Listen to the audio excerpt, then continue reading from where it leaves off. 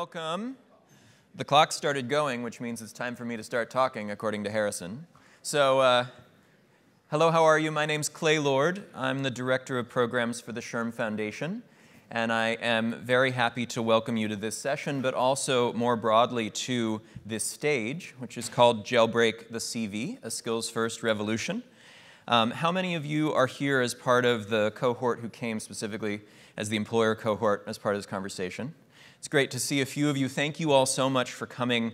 Jailbreak the CV was an initiative of ASU+GSV, as well as 10 partners, including SHRM Foundation. You can see their logos here, but just to say it out loud, Walmart, GSV Ventures, Education Design Lab, Grads of Life, the U.S. Chamber of Commerce Foundation, Burning Glass Institute, Jobs for the Future, the National Governors Association, and the Aspen Institute, including the SHRM Foundation as well.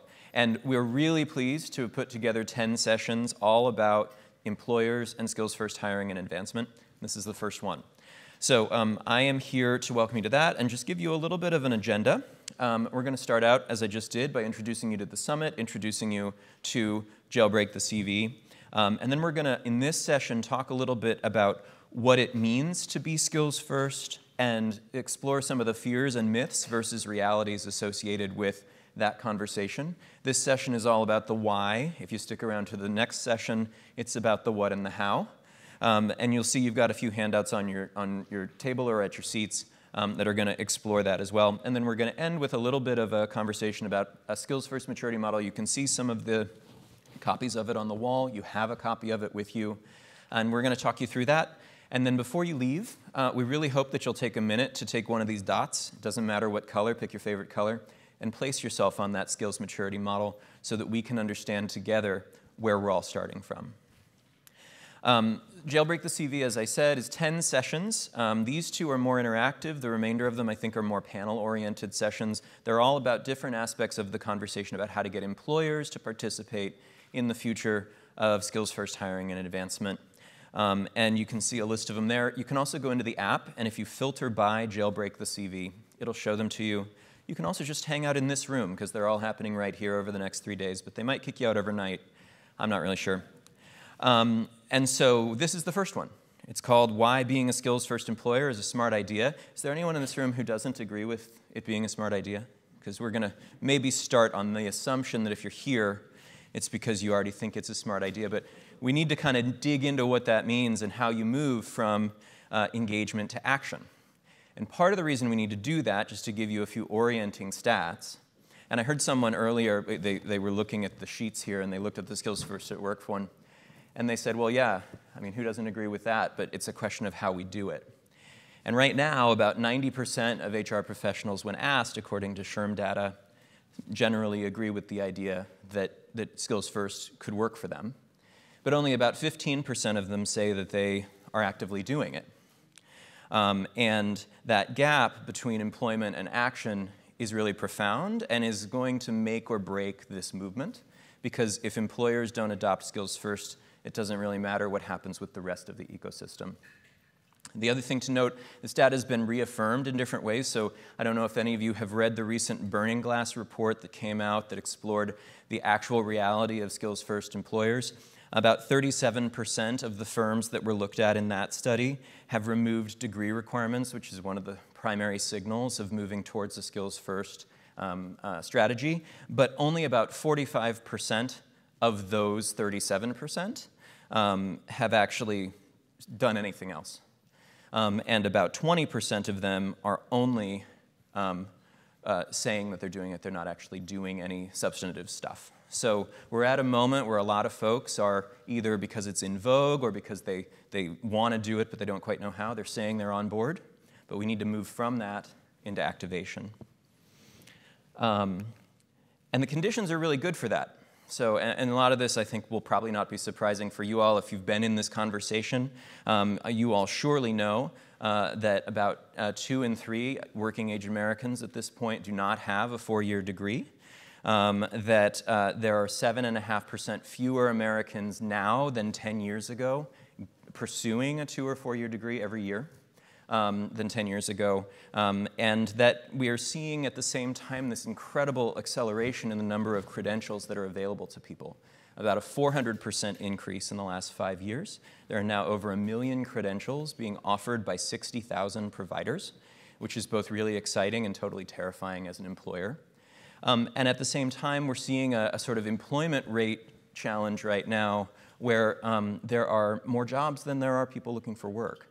And so it creates a sort of moment of opportunity to rethink how you're hiring people, where you're finding people. And that's a shift that's going to change, or going to continue, even if those particular dynamics change because of population dynamics. So the US population, we're bringing fewer people into the workforce than are exiting the workforce. That's going to happen for a while.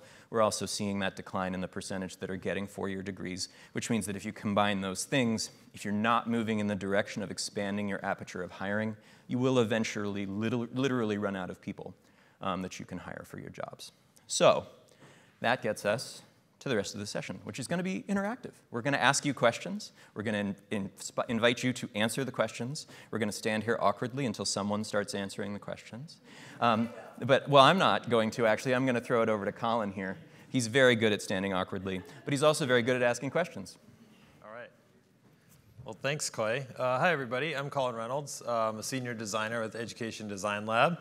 And what that means is that I get to work with partners and different organizations across the country to help solve wicked issues, as Naomi says. Sorry, I took that one from you. But we work across anywhere from the learning to education or learning to employment pipeline to solve some of these problems. And so we really do want to understand what questions you have and what implementation strategies that you all are engaged in, if any. We really want to have a conversation to try to understand. We spent the last year working with HR tech and employers to really try to get to the bottom of what is it when we say skills-based hiring, and what are the things that are needed to help move your organization sort of down this, what we have as a maturity model, but just engage more deeply in the skills-first practices. Is it a tech thing? Is it a human systems thing? Is it a tech systems thing? Is it alignment? Really trying to understand where those obstacles exist. And so we have some things that we've uncovered. But before we engage in those conversations, we really like to level set and understand what is it that we mean when we say skills-first organization or skills-first anything. When you hear that, what does that mean to you? And we've got two mics that are going. We've got Harrison's got a mic in the back, and if we need a second, or Clay's got a second up here. But when you read that question, when you read that question, see, I'm great at standing awkwardly in front of a room. When you read that question and you think about that with respect to your organization or some of the partner organizations that you work with, what does that mean? Who wants to jump in and share their perspective on that first? There's no right or wrong answer. There we go. Thank you. From Accenture, we do a lot of this type of work. Skills first organization is an organization that puts skills as the foundation for all the talent practices. So when you think talent acquisition, you start with, okay, what skills will be important for me in the future, and what roles will I need to fill, and you put the skills lens on that. Learning and development, same thing, thinking about how people will need to develop and transition into new roles, like what are the skills they have today, and what skills they will have to have in the future, and how do I map today to tomorrow and give them the skills that they will need to be employable. And, yeah, so. Well, thanks for jumping in. Yeah.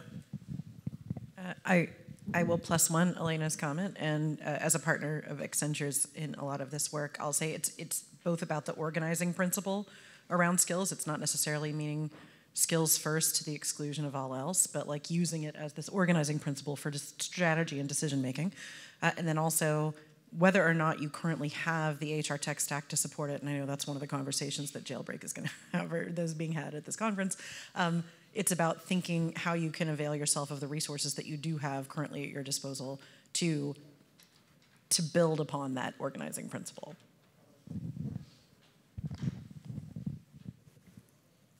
Figure we'll keep it at this table. And also, I think skills first organization is more meritocratic than others. It's less about what school you went to, what your tenure is, what your position is or your next position might be. It's all about, what your skills are and what you're able to do. That determines whether you're hired, how quickly you're advanced, and all that. If you're in the back and standing up and you want to sit down, you are welcome to. There's lots of seats. Come on in. Don't feel awkward. Did you want to run? You are welcome. I didn't know if you were like, I need to run. If you know Naomi, you know she needs to run. So, but go ahead.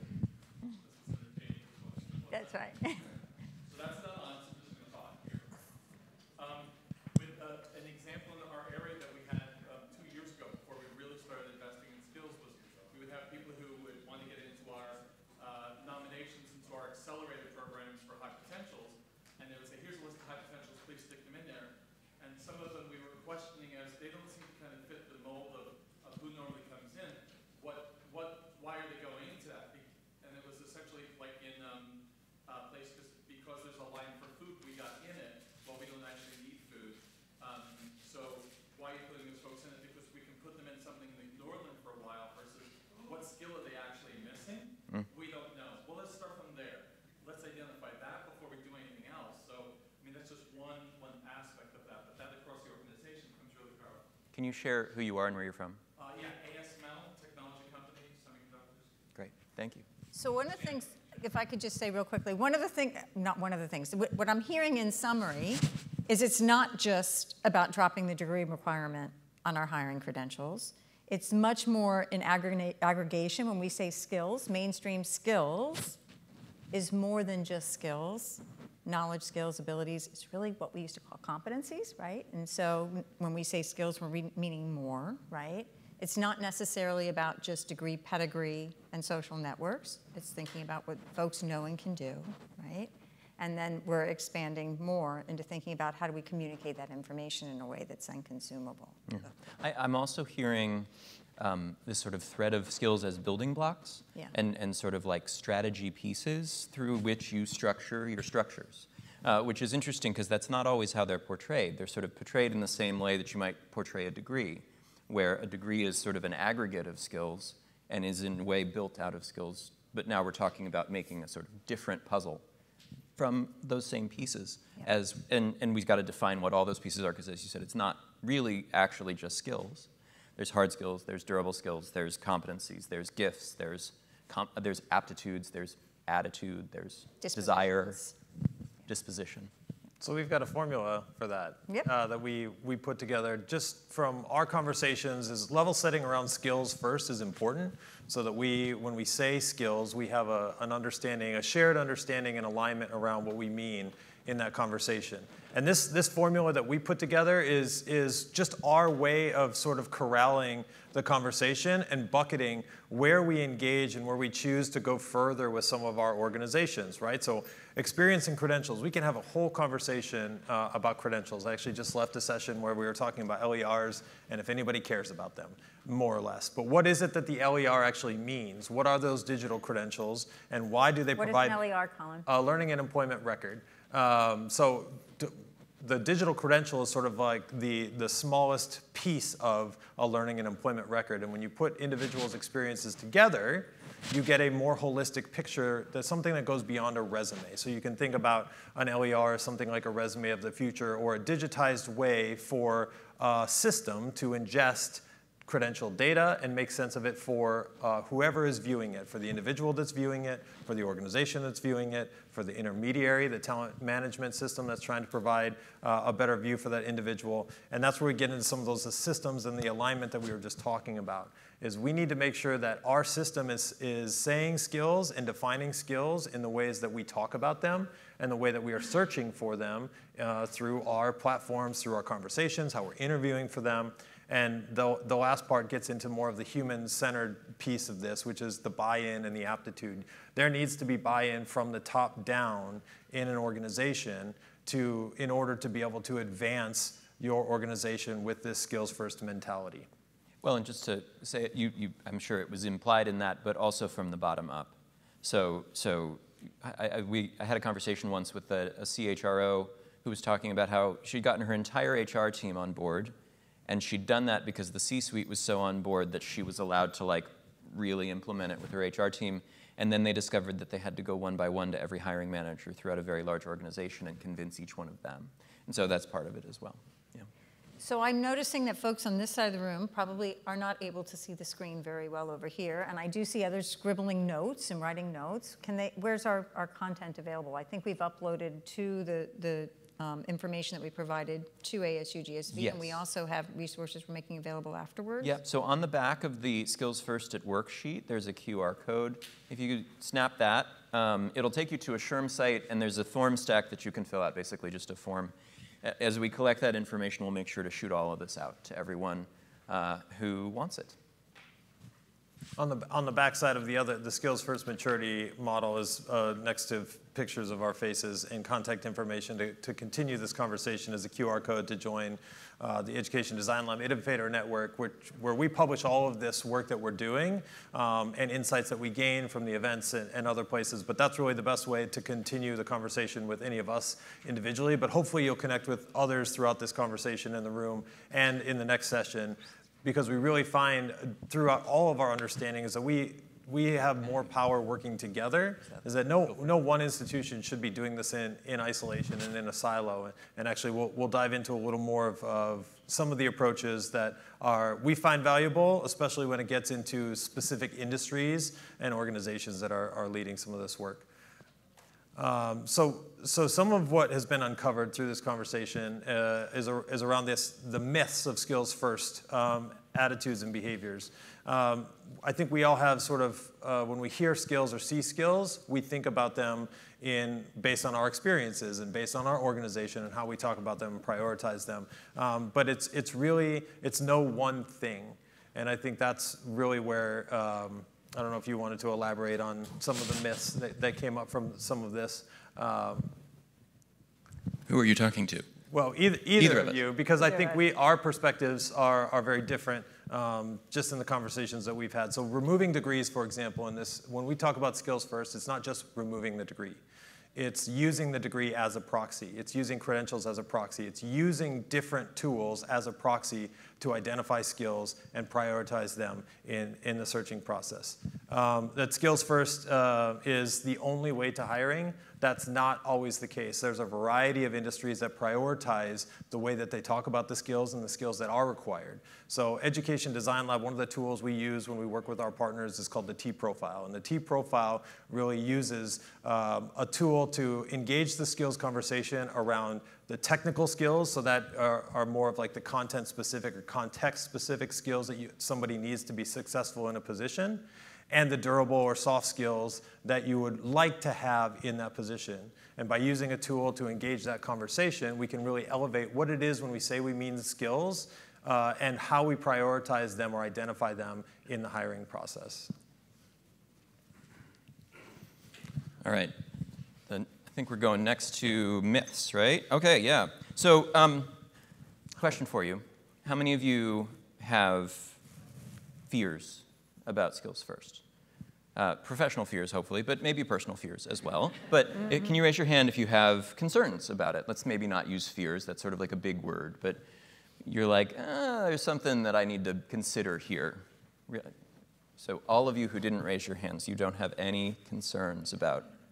Okay. Let's go. Now, what are some of them? Just shout them out. I'm afraid that after working 25 years in this space and skills being an issue for all of that time, we're having a moment, I'm really excited about it. My fear is that it will jump the shark and people will decide that skills is a four-letter word that they don't want to hear anymore. So skills it's a temporary bubble situation, and people are gonna change as hard, and they'll go back to what they have, basically. Yeah. They'll just write it off as a fad. This is just like one more HR trend that came and went. Yeah. Go ahead. If not done correctly, it won't solve the issues we're trying to solve for. It only exacerbate them. Okay. Yep. What else? That'll just cause.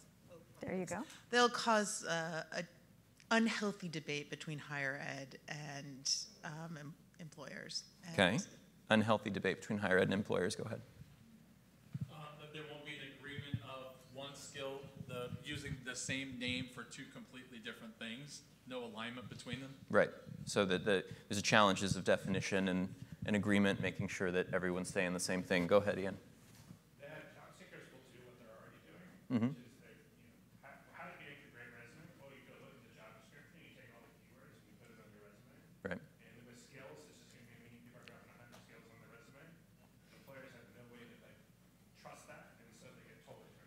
So job seekers have had to navigate a process that is based on algorithms, so they work the algorithm and maybe they'll just rework the algorithm. Yeah, go ahead. And if piggybacking on that, as an education provider, how do we validate all of those skills? Validation. That's like a whole 5 sessions, 10 sessions. We could talk about skills validation, yeah. The large enterprises that are capable of sort of doing the upgrades or implementing the automated solutions that make skills first a little easier or faster to move forward will end up doing so at the expense of like SMEs, which are the vast majority of employees. Right. Right. Yeah, yeah, yeah. There was a hand up here. Well, we're going to let Keith go first over here. Oh, go ahead. Always worried that skills are something we end up doing for other people's children. Can you, I think that's a really good point. I'd like you to say a few more sentences about that. So, all right, we talk about skills for other people's children. These are, there's lots of people talking about how important it is that we're short people in trades and so forth, and you listen to those and so your child or my child's enrolled in this four-year institution for this degree. Right. Because, again, this is for somebody else. Yep. It's the least developed concern we've always had around all things around educational innovation. Right. That it's great for other people. We think it's just as good, but it's not, all things are not. We believe in equality after my kids still do something more than that, like equals cool for the rest of you all. Yep. And the concern, of course, is that skills could be that. I will tell you that that's my #1 fear that keeps me up at night, is that I'm working really hard on a system that's going to allow folks who can't access college to think it's okay in a way that maybe isn't actually the reality if they want to achieve the full spectrum of employment. And so we've got to figure out how to navigate that. I saw a hand somewhere here. We have over here. Oh, this one here, right, yeah. So in an effort to make a more equitable system where we're measuring everyone based on their skills, do we then go back to poor equity practices because some people know what to say, or some people's parents taught them what to say and others didn't, and now there's no way for you to go get that skill outside of your own family community opportunity? Yep. One more here, yeah. So one of the challenges I think will be how to measure that. Like if you have a college degree, you have a college degree from an Ivy League, all those things are there, but how do you measure the skill of project management? Yeah, you can manage the project, but how did you really manage the project, right? Mm-hmm. Are you at Ivy League or are you at another level? And that is going to be pretty challenging in terms of building the skills-based system if we cannot come up with a proper standardization of how to measure that skill. Yeah. And you can be great at project management and still have a project fail abysmally. Exactly. And that should not make you a bad project manager because your budget was scrapped, right? But we're back to the validation of those skills, right? Versus just self-reporting of the skills. Yes.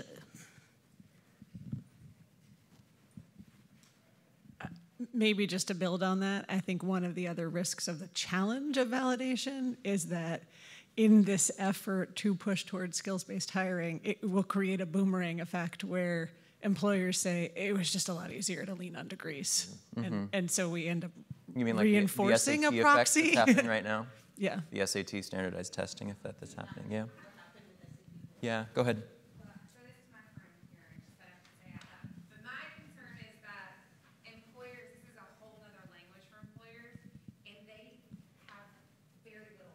Mm-hmm. And so we're teaching them a whole language and a new system in a world where they have less talent, less time, and less ability to do something new. Yeah. Does anyone know the average number of the average time that an HR person spends looking at a resume? 6 seconds. 6 seconds. Ian gets a gold star. 6 seconds. And it's not because they only want to look at you for 6 seconds, right? It's everything that you were just saying. That's how you get the job done. Well, and there's an element of, there's similarity between matriculation and to higher education in general, too. Mastery Transcript has been trying to solve this issue for admissions officers to have 60 seconds to look at the entire portfolio of that applicant. And when you look at the graph, you see it. But when you want to drill down to understand more, that's where we get into the weeds of, great, we've got a candidate that we really like. Now what do we do next, and how do we align what we see with what we're prioritizing, whether it's admittance into an undergrad program or a training program or to a new job? How do we make that transition, and then how do we use what's there to help us guide that person and sort of customize that onboarding experience so that we can retain that person. So skills isn't just about talent sourcing, right? It's about talent management, upskilling, and retention for organizations as well. Right. Oh. I feel like what you're describing, Colin, and what you described, Elena, was this organizing principle requires a much more fluid definition, and we, in the interest of efficiency and productivity, have made definitions less fluid and more rigid so that we can get to quick answers with consistent outcomes, et cetera. The skills-based world almost requires us to slow down to speed up. I worry that there just won't, in late-stage capitalism, be the appetite to do that, even if it means we can quantum leap at some point. It will require this slowing down and like a fluid mindset shift that maybe we're very hasty. Human behavior shift. Yeah, go ahead. So I got to say, in some, wow, this is hot. Yeah. Years ago, I worked in healthcare for like 6 years. First time I had ever worked in healthcare doing leadership, learning, talent development, all those kind of things. When I came to understand what the nurses had been doing for many, many years, of that when the nurse comes in, there's a standard set of skills they have to learn, some which is a genuine piece of knowledge, some are processes, and that they are assigned a preceptor. And that preceptor gets a little bit of a differential to say, we validated, you know it. You're going to validate, they know it, and they learn it, they demonstrate it. Preceptor says, I saw it, check mark, and that gets tracked. I went, this is fabulous, because they would do this across thousands and thousands of nurses, and you don't get to, if you're going into the oncology area, even if you're hired into it, you don't get to go and perform unless your preceptor has said you have finished the minimum allowable to be able to go in there. I thought that was a fantastic process. Everybody gains from that. Everyone gets a little bit of money, and then you know if you're working on somebody, you genuinely know how to do the process. Yeah. And where's the downside? The lack of talent pipeline for nursing, because we can't get enough preceptors to be able to do the work that you're talking about, right? Although it is interesting because it depends on the point where you are in that lack of talent pipeline. Some of the organizations that have actually worked hardest on addressing particularly the shortages around nursing and nurses' assistants and things like that, they have, maybe some bad words here, they've routed around a lot of the higher ed institutions that haven't been able to accommodate what they're looking for or the cost or whatever, and instead have done only the things that are absolutely required in the form of credentialing within their organizations or with a community college in some cases or a third-party vendor. Yep. So we are a healthcare institution of 150,000 teammates across the United States, and that's absolutely brilliant, and that's right. I mean, one of the things in healthcare, I think it's very different than banking or than manufacturing or construction or anything like that because of that requirement to have the skills and competencies built into the training of the individuals. And we have a partnership hip to hip, like we're tied to the hip with the academic institutions in terms of those skills, the competency, the ability to put the preceptor on our floors to do patient bed care, site manner, all that kind of stuff. I think my fear is not one of implementing a skill-first strategy because it's been demonstrated that we can do it, and it's a large industry, if not the largest industry in the United States right now with the biggest needs. It's the industry that has the most competency-based and skill-based job titles across the United States, right? I think my fear is not that we do not create this skill-first strategy, but whether or not, to a point that was mentioned earlier on, we have the capacity to build that talent pipeline because we don't have enough. And we're creating a talent pipeline for nursing, for allied health, for many other job roles. And we just simply see that if even right now we're lobbying with government, with the boards of nursing and allied health and all that to double capacity in the schools and universities. Right. Yep. Even if we do that, we're meeting only 33% of our talent demand. Right. So, and that demand's going to go up. Correct. And we like to say that it's those higher ed institutions that are preparing that pipeline, but they cannot finish their job if they don't have clinical applications to put them in as well. So it is truly that full continuum of placement to open up that talent pipeline. We've got to come up with creative solutions, I think, that maximize both technology and capitalize on the human performance validation piece that you're talking about. So in addition to all of the things that you raised, and I think this is covered in some of them, SHRM Foundation and SHRM have conducted a lot of research with employers. And among many other fears, 3 top ones that boil up when employers are naming the reasons that they are into it but not acting on it The first one is that it's expensive, and the ROI is really clear, and that's expensive in all sorts of ways. It's really unclear, and it's expensive in all sorts of ways. So it is literally financially expensive, or it's viewed that way, but it's also expensive in terms of being risky. I've been using the example lately that if you are an HR person and you hire 5 people from Harvard and 2 of them are bad, who gets blamed? The people, the 2 bad people. If you hire 5 people who don't have a 4-year degree and you're hiring them based on skills and 2 of them are bad, who gets blamed? The HR person. And so we're in this moment where it's a sort of uneven playing field and the ROI doesn't quite work yet. And so how can we collectively work on addressing that ROI? It's also, quality is a real challenge as well. When I mentioned those 1 million credentials and those 60,000 providers, right now, whether you should be or not, if you're working off of a 4-year degree as your proxy, you are presuming a lot of things about the quality of that 4-year degree, regardless of the institution. And in order to replace that system, we have to replicate all the things you're assuming about that vessel in a new vessel that is skills-based or that is skills plus, but doesn't rely on you going to a school and sort of being around people for 4 years and gaining things and whatnot.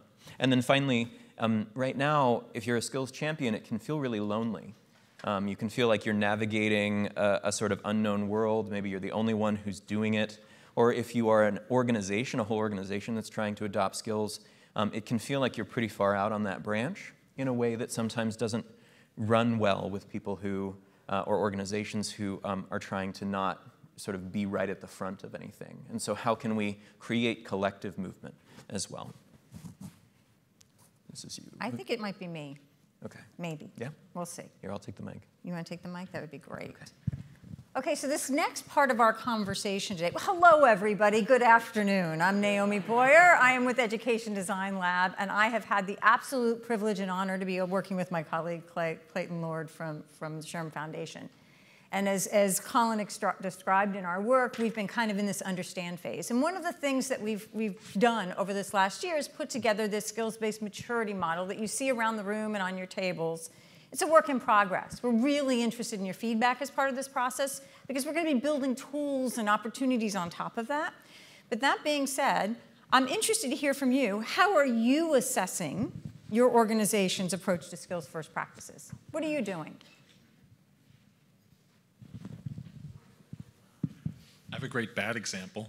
Okay. That's kind of where we're at right now. A non-example is always a good example. Oh, no, it's a bad. It's not a non-example. Oh, okay. So we launched Skills Cloud in Workday and put it out before. We have some groups that are going through, we just did a job architecture, some groups that are going through the job architecture and defining the skills for each different job. So by the time they finish, it's going to be years from now. But meanwhile, they launched Skills Cloud and have told people, go in and identify what skills you have and then assess yourself and put them out there. And then you can invite other people to say, do they think you have those skills? Totally optional, don't worry about it. So now we have a bunch of people who are loading up. Here's the skills I think I'm good at with no nomenclature of what specific, I'm not picking off of a list necessarily. So I can say I'm good at whatever. Some I'm sure is going to say basket weaving.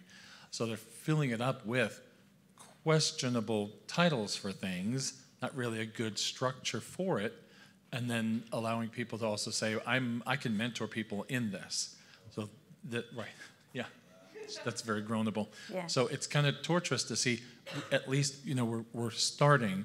They're aware we're going to have to clean this up at some point, but they wanted to start with something, the behavioral aspect of it, knowing that the rest of it will come through the job descriptions. But it is just painful to watch. Yes, and so I think that takes us back to our comments about skills validation and trust, that someone has the skills, because if they're self-assessing, do they really have the skills? Have we validated those skills, right? Because you're saying they're going through and picking. And then what does that look like? Is that really a strong skills-first approach? It may be dipping your toe in the water and beginning the conversation. But as we talked about with this miss, I'm going to say something, and I'm sure some of my tech colleagues in here may not be happy with me, but this is not a tech issue. This is a human behavior, systems change issue. The technology can propel us forward, but if we're just implementing technology It's not necessarily getting at the core of the systems that we are trying to change and transform. Moving to a skills-based reality is a systemic transformation if we're truly going to deal with the equities and disequities that we're attempting to change and the diversity in the pipeline. Sorry, I waxed philosophical. Anybody else? What are you doing in your organization? So Accenture employs 800,000 people, and we are a project-based organization, so we all need to staff people to projects. So we've built this beautiful solution that allows people to declare what skills they have, and the managers can post the roles with skills that they need for projects. So it's a marketplace. It's an internal talent marketplace that enables bias-free staffing. We spent 10 years building it. No one is using it. And we're still staffing projects through networks, people knowing people. And we all know that there's bias in it because A, I don't know everyone, B, there's no way I can tell if you're better than the next person based on how you look. But there's a huge behavioral challenge there, and it cannot be an afterthought. In this whole journey, we have to recognize that we need to change not only how we write job descriptions, but also how we approach the whole process of hiring. Completely agree. And making a plug for our next session, right now, this conversation was about the why. Why skills-based hiring? Why is it important? And we're surfacing a lot of challenges that are a part of that conversation. We're not going to solve them all in the next, they're telling me 3 minutes left. So we're going to have a conversation in the next session, but this is where we're asking for your feedback. And I know I have another comment over here. This model, the first column is normal degree. You're requiring degrees for the largest percentage of your job roles, right? It's not just when you get over to this side, it's not just removing those, and the pieces may be a loop around that kind of happens in some of this work. But before, I'm going to take this comment over here, but before we leave this room, I'm going to charge all of you to go up to the skills maturity chart, take a colored dot, doesn't matter what color, pick your favorite one, and rate yourself. I'd love after the next session for people to think about, this is where you currently are. Where do you want to be? Where do you want to be next year? After we kind of talk about how. I'm sorry, we had another comment over here. Oh. I run a foundation called Mom Relaunch, okay? And we have taken a completely different approach for this. We feel that what they're really looking for is the confidence and the work experience, right, along with the community of moms. So when they come to a program, everybody is at a different level. We don't reject anyone if you're coming to this, but we give them multiple projects and tell them, what do you want to learn? What is your outcome? And then they continue to work on those aspects of those projects, gain those skills, and then continue to improve on through the peer learning, and then even go to the interviews with the clients, they focus on those skills. And they have been able to cultivate those skills in such a powerful way by learning by experience. And we go back and say, when you come to our program, nothing will be served on the platter. You have to make and you feel that you're in the jungle, you have to make your way out, and they have done an amazing job.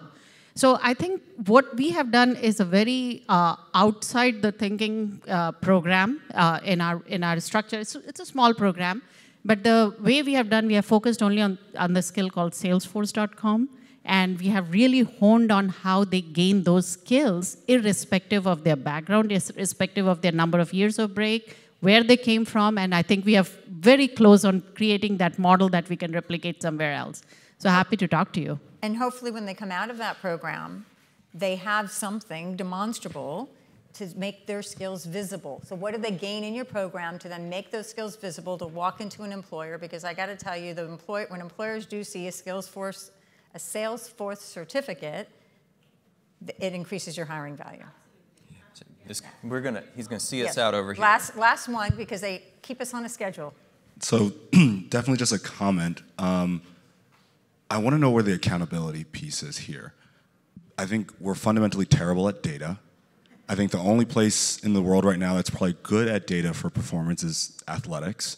We think about like AWS, advanced stats, like tell me why Jokic is better than Joel Embiid. Sorry for people that don't follow sports. Because my biggest fear, I didn't say this earlier, but my biggest fear is we're just creating a new language for inequity. All we're saying is the skills that we care about are the ones you find at Harvard. All we're saying are the skills that promote you are the ones that the person said. And that's been said around the room, but I think the fundamental problem is, like, we don't have an accountability structure in this. And so whether or not you do all these things and you hire based off that, I think assessments get there, but then we can talk about the problems of assessments. I think that's the closest we'll get. But really want to know from a policy perspective, from a organizational perspective, whose job is it to make sure this is actually done well? I think that's a great question. And a great way to segment into our next session. Yeah. So you can stick around or you can come back, but we are on zero. So thank you. Thank you, everyone. Thank you.